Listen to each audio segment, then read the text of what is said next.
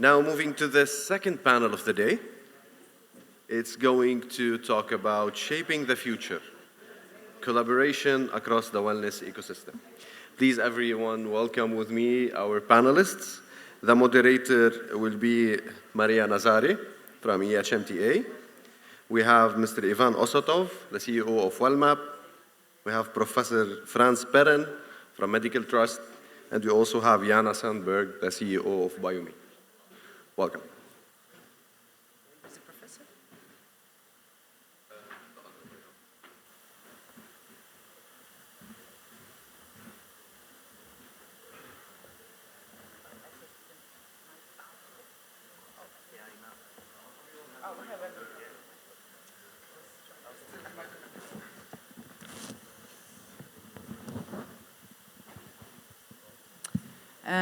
Hello, everyone. Happy to see that amount of people on the second day of the event, which is the credit goes to organizers, of course, and to our personal discipline. Thank you, organizers, Agora Group, for this particular event and for those panels, discussions, which we usually miss. And that is a big point in the professional events in medical tourism, because we can be connected online. We work a lot online with each other, stakeholders of our industry. But those particular events and those discussions give us an opportunity to brainstorm and to share ideas and to shape the future of our industry. So I'm welcoming the panelists of this particular discussion, and I would like to ask you to briefly introduce yourself, and then we will start questions and answers. So let's start with the lady, Jana. Hello, good morning to all, and thank you for this wonderful opportunity. And my name is Jana Sandberg. I'm the founder of BioMe, based in Estonia, near Scandinavia, and also in Dubai, here. Also, I am founder of Estonian Medical Tourism Association, to shape the future in authentic cooperation. Thank you. Professor Franz. Yes, hello everybody. Good morning. Thank you for being here. I'm a professor, university professor in Germany. Excuse me, yeah, I think you should turn on. No? Can I have that? Now it's better? Oh, sorry about that. Okay. So thank you for being here. My name is Franz Perren. I'm from Germany. I'm a university professor since 1993 and mainly working of quality insurance. Before that, I worked for the German government, also by improving the quality of the German automotive industry. Thank you. Ivan? Hello everyone. Thanks for having us to this great event, Agora. Thank you. My name is Ivan Osotov, and we are building software for agent partners and any kind of people who know and would like to invite to work with the medical tourism services around. So, thank you. Thank you. As we all see the topic of today's discussion, collaboration across the wellness ecosystem, we, together with participants, would like to add one more word here, wellness and health tourism ecosystem, as it's very difficult to separate those two, but we're gonna speak a bit about nuances here. And my first question goes to Jana. Would you be kind to help me to identify what are actually those components which create wellness and health tourism ecosystem?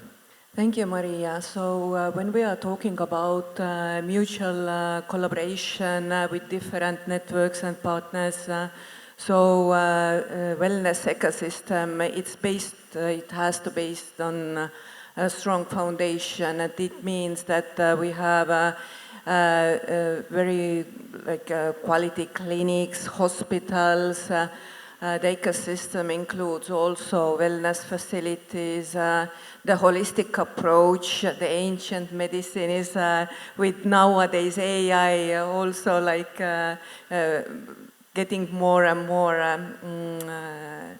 how can I say this? Is a part of is this the ecosystem. part of, yeah. And also like we as BioMe, as medical tourist facilitator, as we are talking about human touch, it has to be there. Because when we are talking about, we all know that human health, that is the highest luxury nowadays. And the new niche, the longevity, we all want to live a good quality life even when we are on our 90s or even 100 of years. So this is the trend, and so we have to combine and think of all the puzzle pieces to put it together. It includes starting from insurance, but the main is the patient trust, because we are talking about human life. Thank you very much. That was very good points. I'd like to refer next question to Professor Franz. As mentioned a few minutes before, those nuances, differences between wellness and health tourism. Could you please give your perspective on that? Thank you. Yes, when we, for example, I gave a benchmark with the German automotive industry. The German automotive industry is now very successful, especially in quality, for more than 100 years. So you can bring the bridge to the healthcare sector, but you cannot put the bridge into the wellness sector. There's a huge difference, of course. We heard also something from Jana beside me, and also at the panel before. When we are looking to the healthcare sector, of course, we need strict regulations, strict quality standards on one hand, and on the other hand, of course, you need a dynamic research and development. That makes the German automotive industry and also the German healthcare technology very strong for many, many years, for long term, in a strategic way. When we are talking about wellness, it's very different, of course, and we heard about that also very good statements at the last panel. We are talking about people. Business is people, and wellness is mainly people. So we have to satisfy the people. So we cannot work, from my point of view, with the exception maybe of data security, with certifications, for example. At the healthcare sector is a must. Maybe I will talk a little bit later about certifications later, but not now. But at the wellness sector, we are talking about satisfaction, or to satisfy the people. How could we satisfy the people? There we have another dilemma. So we have, on one hand, we need people who are well trained. But on the other hand, and we heard it at the panel before, and I liked it very much that those people already discussed about that, we need the motivation of the people. We need the motivation of the staff. So on one hand, we need education and experiences, and on the other hand, we need motivations. And I suppose this is not so easy to bring that together. Thank you very much. And I would like, no, Professor, please keep the microphone, because I would like to continue with you from what you've said previously. And also, as we all know, that health, wellness, tourism is a many trillion-dollar market worldwide. And to be competitive on that market, also inside our topic of collaboration, which qualities those providers do need to stay in the game and to be competitive and provide the better services? Thank you. Okay, maybe I want to start with the wellness sector, because this is the subject, or the main subject of this panel. So when we are talking about the wellness sector, of course, you need USPs, you need unique selling points, and this is not so easy. Maybe an example from Germany. In Germany, we have a very high quality of drinking water. We have very beautiful, natural water and wells. And if you observe this market, maybe they started 15 years ago. All those wells, or the most of them, are already sold. They are sold to non-German investors, mainly to Coca-Cola and to Nestle. Coca-Cola, United States of America, Nestle, Switzerland. This is very important because it's not only a resource as a consequence of food, that means of drinking water, it's also a key factor, it could be a key factor in wellness. So when you are looking, or what Maria is asking for, if you want to find a USB to bring especially people from all over the world, also at the last panel, there were some beautiful statements about that, to a special geography or to a special location. Of course, you need such a USB. Maybe in Germany it's a water. Maybe at other countries there are other natural resources. I suppose natural resources is also a very important key factor for wellness. So you have to bring those things together. Of course, sometimes it's the air, sometimes it's the ocean, sometimes it's fresh food, fresh fish, or fresh fruit. In Germany, for example, we have not those fruit that you have, for example, here at this country.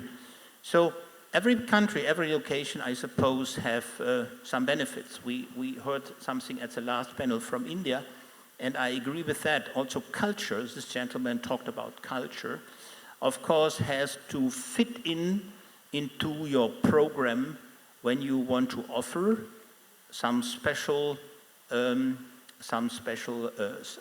factors to get competitiveness in wellness. I think I have to stop here, but I can do it a little bit more later when Maria gives me the word once again. Thank you, Maria. Franz, that was a great perspective, and thank you very much. And also thanks to all the previous discussions for actually shaping our discussion now. So that also confirms how we all connected in this perspective as professionals. And my next question goes to Ivan. As you are the representative of the technical and digital platform, and your sphere of expertise is inside there. And as we already identified, wellness, health tourism, have different stakeholders. We are talking not only about providers and insurance companies. We're talking about governments. We're talking about policy makers, etc. So, what's in your opinion is the role of international digital platforms? How they bring together for collaboration clinics and facilitators and governments, and create conditions for them to be on this market together? Thank you. Mm-hmm. Thank you for this question. In my opinion, to provide kind of best service, medical tourism service, government can collaborate and to create the rules and standards, because in this time we are working in different countries. So, for example, in some countries very digitalized, so like Estonia, some countries is not, and it's kind of too complicated to work with clinics in the countries where is not kind of standards to save data, to discuss about medical things. So in this time, our agent, we have more than 100 agents in our platform that maybe I will explain. But every time when we receive requests for patients, we're receiving through WhatsApp, for example, X-rays. It's not maybe good, but we don't have any solutions. So one of our idea to create solutions, maybe software, which is to provide data collection, data protection, and to discuss with the government how we can standardize this. That's kind of my opinion. Thank you very much. I would like to continue with Professor Franz, as I know that you as well have expertise in data protection in health wellness tourism. What can be your impact on that? Okay, as I told you before, I suppose data protection, of course, is very important. On one hand, of course, we have the health sector, and on the other hand, we are talking about the wellness sector. At the health sector, of course, you have always very intimate data. Of course, then you need, of course, a very strong data security management, from my point of view, based on ISO certifications. But this is my personal point of view. You have not to share that with me. There's the ISO 27001. Under the, or at ISO is based on more than 170 member states, so you can be relatively sure, and when we are talking about data protection, we are also talking about liability. So of course you have to be careful with on which certification you are doing this business, especially in data protection, because also you want to outsource, you want to put it away your liability, because if something goes wrong, then of course it could be very expensive for you. And we are not only, yesterday we had also a very good discussion about that with our partners from Saudi Arabia, and they said we don't want only to hire the big chains, we want also to hire the middle and medium, the low and medium-sized companies.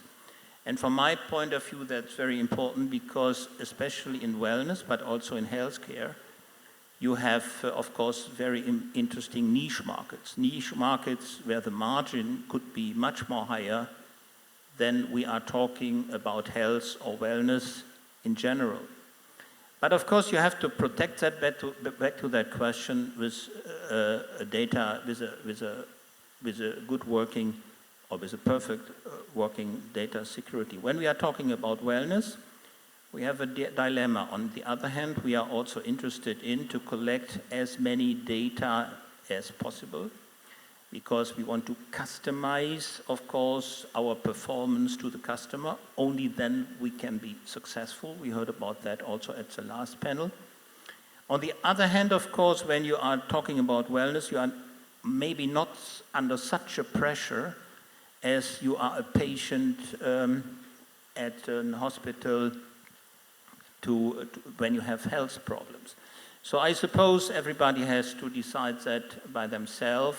The people have to feel well at the wellness sector, and maybe it makes sense not to ask or not to collect so many data as at the health sector, question mark.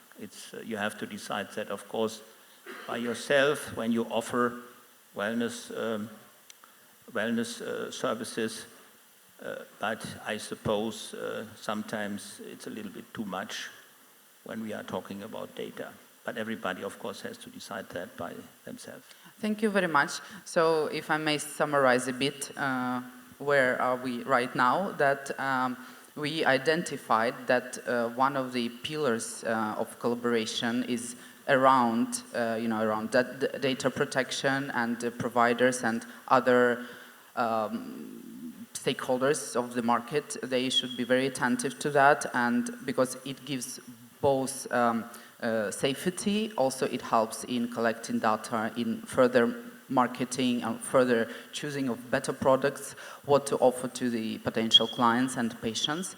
Thank you. I would like to also talk a bit of a different angle, or let's talk about other parts of this ecosystem. As Ivan already mentioned about, governments and policymakers, and of course we all do understand if we talk about countries levels, the main decisions, they also go from top about policies for the facilities, more for hospitals, as Professor Franz mentioned, as a more regulated organs of the health care system. So far less maybe for wellness resorts whatsoever. But Jana, I know that you have an experience of being the part of the Medical Health Tourism Association in Estonia.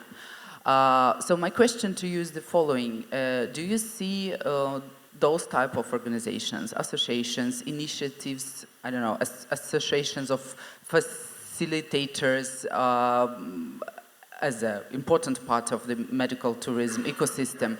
Do you see a potential collaboration and how those organizations can impact the future of medical tourism, of wellness tourism? Thank you. Yeah, thank you, Maria.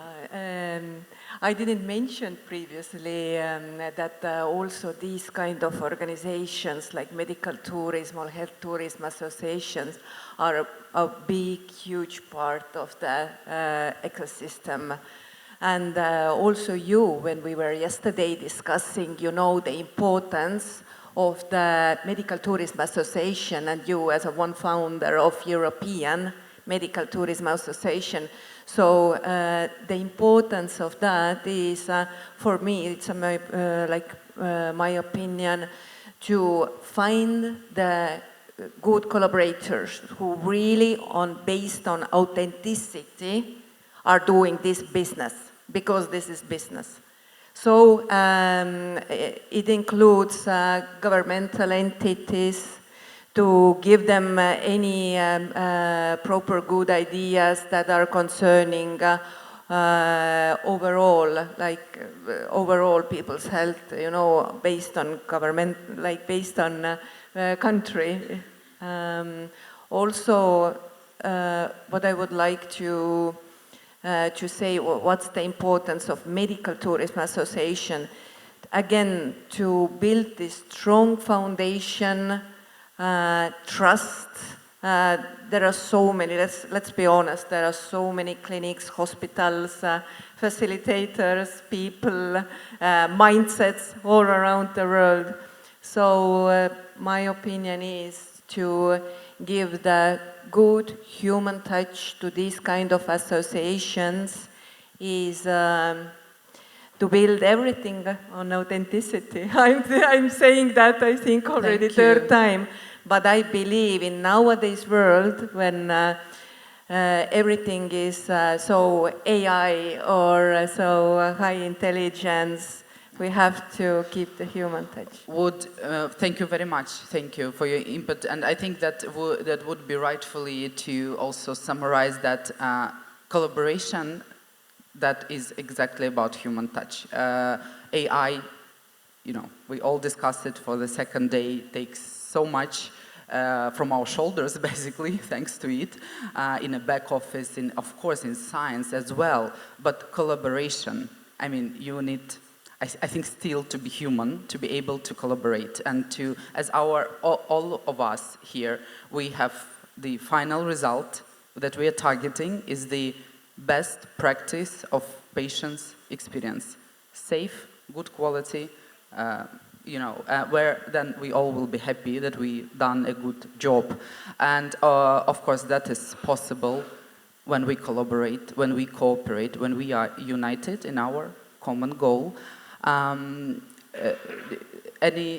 do want to add anything, Jana? I would like to add, just behind every organization or behind every entity are still human beings. And I believe that life brings right people together and exactly to collaborate, yes. Thank you. Yes, Professor Franz. Yeah, only a little bit, because we heard it also at the last panel, and I was very happy to hear that we have also to talk about the environment. That means not only of our own performance and of our own company and of politicians and the government, we have also to talk about the environment. And for example, I do it very intimate now because I lived 11 years in Bali and worked at Udayana University on one hand, and I'm a German on the other hand. When I'm talking about Germany, we had a very good wellness sector at the past decades, at the last decades in plural. But now, of course, we are destroying our landscape with those windmills. This is only my personal point of view. Of course, I don't want to get into a wellness program, and when I leave this wellness resort, I see those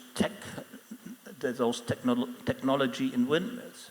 This fits not together. You know, maybe what I want to explain. In Bali, it's the same.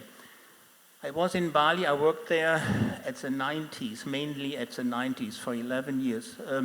So it was very beautiful, especially also in wellness. People were very high motivated, very good performance, but then they destroyed the environment.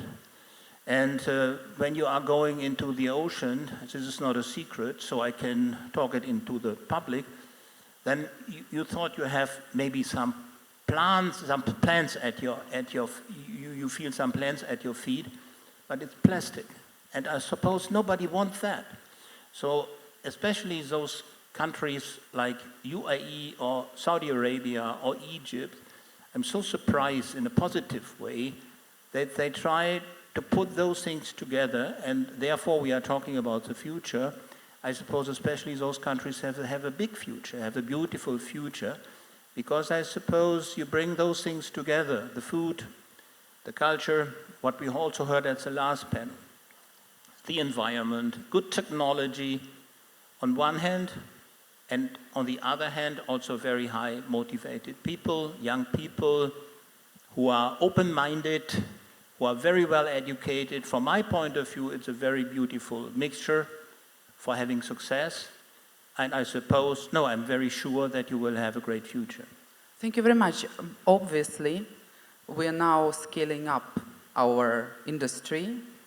All the countries in the world should clearly understand how they live, what economy they have, what reputation they have on political map of the world, environment, everything is for the sake of our international patients. So thank you very much for this discussion. And if anyone have questions, we do have some 4 minutes for that. Or if anyone would like to add something to the collaboration and cooperation across the wellness and health tourism ecosystem. Thank you.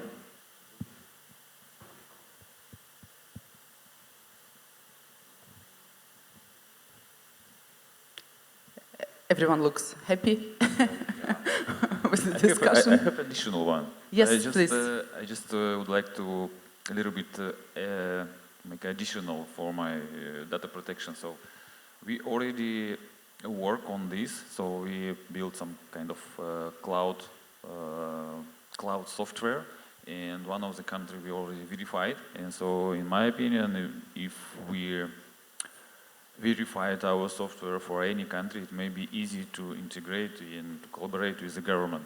That's one of the ideas how we can do it in the future, in the not like as a one standard, yeah. you mean? Yeah. Of course, in the ideal world, we would have one standard of quality. That's for sure. In my vision, how medical tourism or wellness tourism should work, it should be easy, like a booking.com. I can open, I can find the solution. I can upload my details about my health.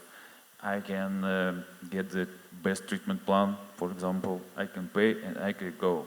So this is my vision how it should work. But now it's not like this. That is a maybe topic that we can all have discussion forever, because it has details and nuances inside of that. But of course, from the digital platform part, that is obviously so.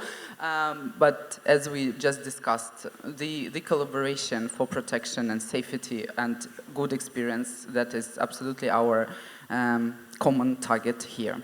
And it was very pleasant to see that we are pretty much aligned in all of that. So thank you for your attention, and thank you, dear panelists, for your opinions. Thank you.